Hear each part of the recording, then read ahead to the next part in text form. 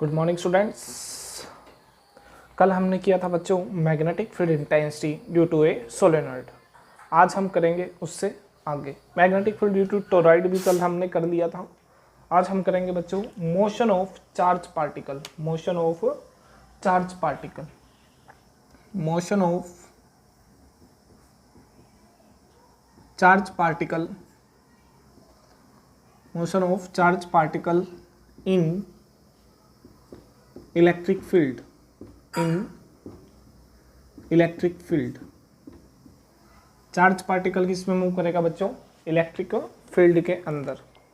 ठीक है, सबसे पहले करेंगे motion of charge particle in electric field. Again उसके बाद हम कर लेंगे motion of charge particle in magnetic field. तो सबसे पहले देखते हैं, let us consider electric field is applied.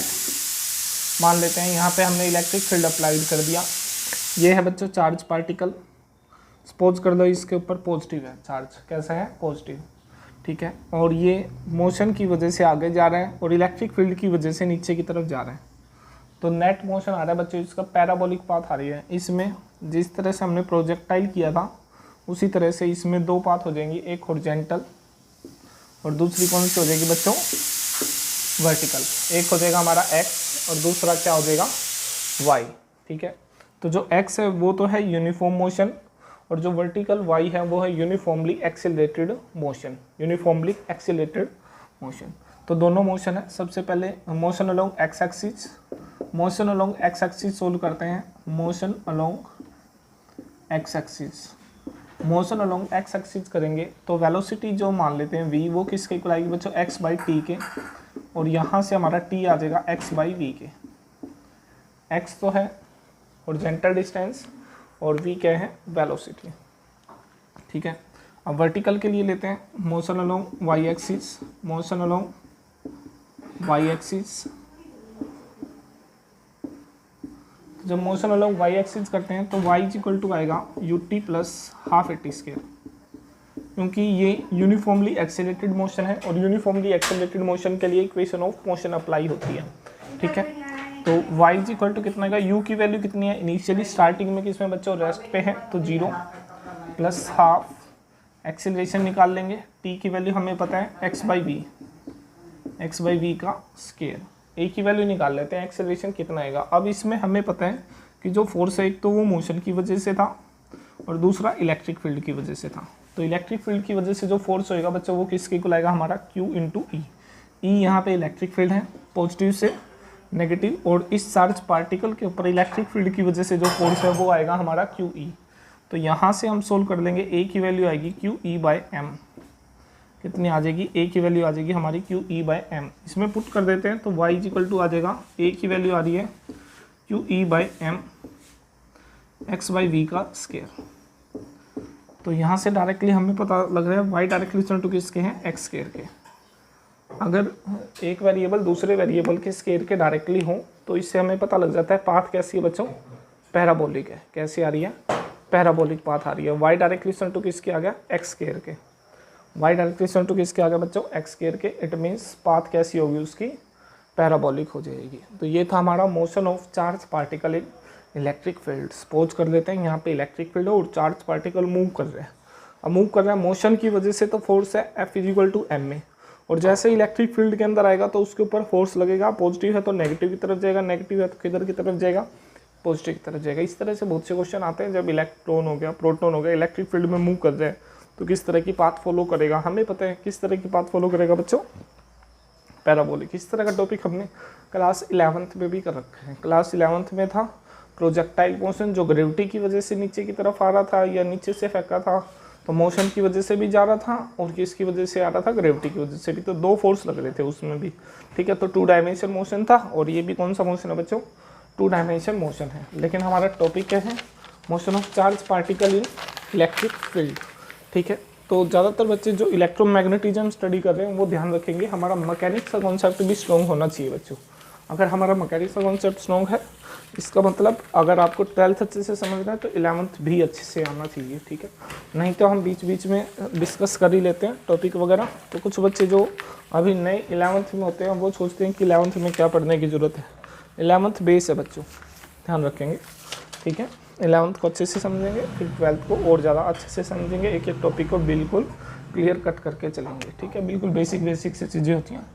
अब है नेक्स्ट है motion of charge particle in magnetic field. Motion of charge particle, अब की बार चार्ज पार्टिकल मूव करेगा बच्चों, किस में मूव करेगा? Motion of charge particle in magnetic field. Last year तो ये रेड्यूस सिलेबस में थे, लेकिन अब की बार हैं ये, लेकिन इंपॉर्टेंट टॉपिक है ये। मान लेते हैं एक्स एक्सिस के लोगे बच्चों बी के हमारा मैग्नेटिक फील्ड, ठीक है। और एक चार्ज पार्टिकल मूव कर रहा है एंगल थीटा से बी के विद वेलोसिटी वी, तो इसके दो कंपोनेंट हो जाएंगे, वी कोस थीटा और कितना हो जाएगा इसका v sine theta and v cos theta. अब क्या होगा, जो चार्ज पार्टिकल है मैग्नेटिक फील्ड की वजह से वो क्या होगा, उस पर फोर्स भी लगेगा इधर की तरफ, सर्कुलर रोटेशन भी लगेगा, और हॉरिजॉन्टल कंपोनेंट मोशन की वजह से वो आगे भी जाएगा। तो दोनों की वजह से उसका नेट मोशन हो जाएगा हेलिकल मोशन, और जो फोर्स की डायरेक्शन आएगी वो आएगी जेड डायरेक्शन में, एक्स वाई और जेड, ठीक है। ये हमें पता है फ्लेमिंग्स लेफ्ट हैंड रूल। तो ये हो गया बच्चों, इसमें वेलोसिटी के दो कंपोनेंट हो गए, v1 equal to v cos theta और v2 equal to v sine theta, ठीक है। मेन कंपोनेंट इसका कौन सा है? वी साइन थीटा, जो बी के जस्ट परपेंडिकुलर है। तो हम देखते हैं इसमें कौन कौन से फोर्स लग रहे हैं। एक तो बच्चों मोशन की सर्कुलर मोशन की वजह से है, तो सेंट्रीपिटल फोर्स लगेगा mv2 स्क्वायर बाय r ले लेते हैं, r रेडियस है इसकी, और v2 इसकी टेंजेंशियल वेलोसिटी होगी जो है v साइन थीटा। दूसरा मैग्नेटिक फील्ड की वजह से फोर्स लगता है बच्चों qv2b, लॉरेंट्ज फोर्स, ठीक है। मैग्नेटिक फील्ड की वजह से फोर्स इतना है, और सर्कुलर मोशन की वजह से फोर्स ये है। दोनों को हमने बैलेंस कर दिया और कट कर दिया, तो कितना आ गया mv2 by r is equal to किसके इक्वल आएगा? qb के, और v2 किसके इक्वल आएगा? हमारा v2 आएगा qbr बाई m के।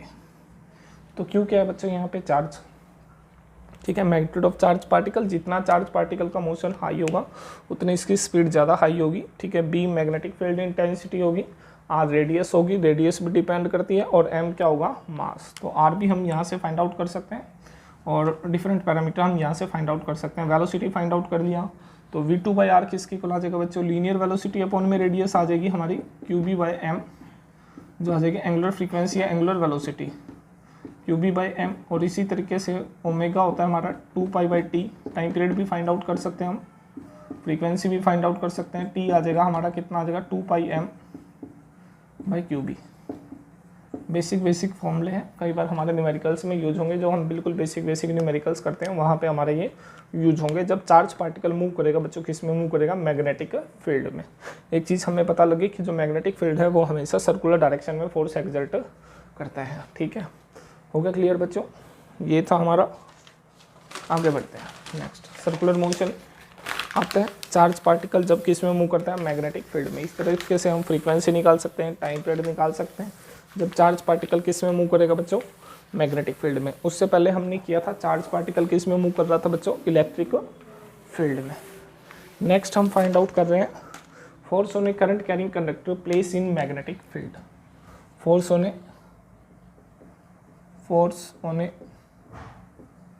करंट कैरिंग कंडक्टर,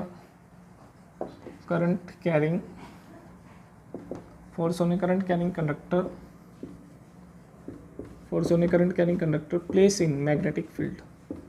किस में रखा है बच्चों? Place in magnetic field, magnetic field में रखा है, ठीक है। और हमने क्या फाइंड आउट करना है बच्चों? उसके ऊपर फोर्स फाइंड आउट करना है। कैसे फाइंड आउट करेंगे फोर्स? लेट अस कंसीडर एक करंट कैरिंग कंडक्टर। मान लेते हैं इसमें करंट है, इलेक्ट्रॉन मूव कर रहे हैं, ठीक है। और ये आ गया हमारा एंगल थीटा से बी है मैग्नेटिक फील्ड इंटेंसिटी। करंट और थीटा के बीच में एंगल कितना हो गया बच्चों? करंट और बी के बीच में एंगल कितना हो गया बच्चों? थीटा, ठीक है। फोर्स कितना आएगा? फोर्स ऑन वन इलेक्ट्रॉन आएगा हमारा qvb साइन थीटा। यही होता है हमारा फॉर्मूला। चार्ज कितना है? E, velocity vd, b sine theta. Okay, ये तो है force on single one electron, एक इलेक्ट्रॉन के ऊपर। लेकिन there are different number of electrons, then total force on total conductor is equal to total number of electron into force on one electron. Force on 1 electron. What is total number of electron? Number of electron पर unit volume into में volume, area into length, area आएगा ए, length आएगी L, ठीक है। Force on 1 electron कितना, E V D B sine theta, तो कितना आएगा N E A V D. इन चारों को सोल्व कर देते हैं हम, तो ये होता है हमारा i l b sine theta. ये हमने पहले कर रखा है। क्या होता है हमारा आई किसकी इक्वल होता है, relation between current and drift velocity. ये होता है एन क्या होता है, नंबर ऑफ इलेक्ट्रॉन पर यूनिट वॉल्यूम, ई क्या होता है चार्ज ऑन इलेक्ट्रॉन, ए क्या होता है क्रॉस सेक्शन एरिया, और वी डी क्या होगी ड्रिफ्ट वेलोसिटी। तो टोटल फोर्स कितना आ गया बच्चों, i l b sine theta. Formula याद करने के लिए ये चीज़ है, अगर चार्ज पार्टिकल के पास वेलोसिटी होती है मैग्नेटिक फील्ड में तो फोर्स होता है q v b sine theta. Current carrying conductor के पास लेंथ होती है मैग्नेटिक फील्ड में, तो फोर्स कितना लगेगा, i l b sine theta. बहुत से बच्चे पजल हो जाते हैं हमारे, और उनको पता नहीं लगता कि सर अब के बारे में physical to q v b sine theta लगाएं या i l b sine theta लगाएं। अगर आप फॉर्मूला अप्लाई करते हैं, न्यूमेरिकल में फॉर्मूला अप्लाई करते हो और आप पजल हो जाते हो, इट मीन्स बेटा आपका कॉन्सेप्ट क्लियर नहीं है, कहीं ना कहीं आप समझ नहीं पा रहे हो फिजिक्स को, ठीक है। रट्टा मार रहे हो और रट्टा नहीं मारना है, ध्यान से। इससे अच्छा नहीं करना, थोड़ा करो, ढंग से करो। Okay, thank you.